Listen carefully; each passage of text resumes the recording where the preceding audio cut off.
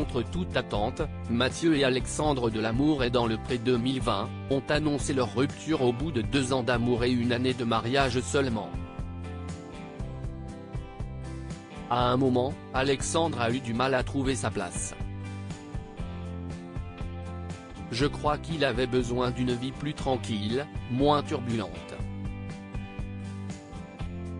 Il avait envie d'être stable, une vie plus classique, avait expliqué l'éleveur de taureaux en Camargue, précisant être resté en très bons termes avec son ex. La nouvelle fut d'autant plus étonnante que le couple avait entamé des démarches pour devenir parents et, récemment, c'est en Colombie que s'est envolé Mathieu pour rencontrer une mère porteuse. Et ce projet, il a décidé de le continuer seul. Malheureusement, tout ne se passe pas comme prévu.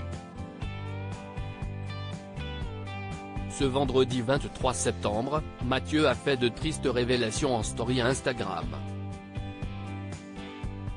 Sa GPA se retrouve menacée par la maladie génétique dont il souffre, la maladie de CADASIL.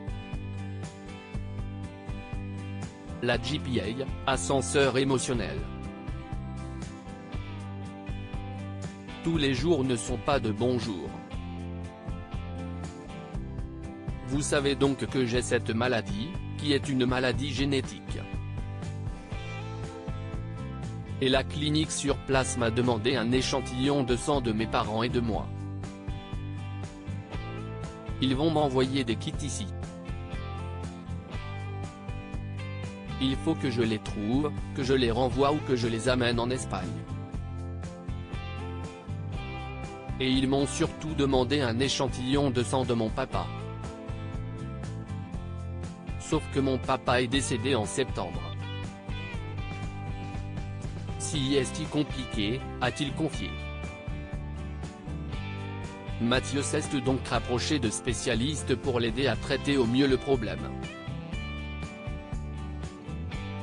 L'idée, comme il n'y a plus mon papa, si est que connaissant tout le génome parfait de la maladie, il puisse communiquer entre les généticiens de la Colombie et les généticiens français sur la façon de repérer le gène malade dans les futurs embryons pour éviter que mon enfant, fille ou garçon, soit porteur de la maladie, a-t-il détaillé.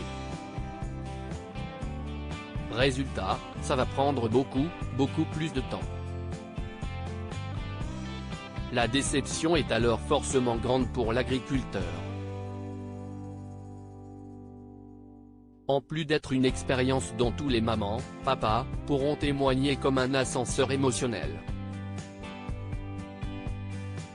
Quand vous avez une maladie rare, c'est encore plus compliqué. On rajoute du compliqué au compliqué, a-t-il regretté.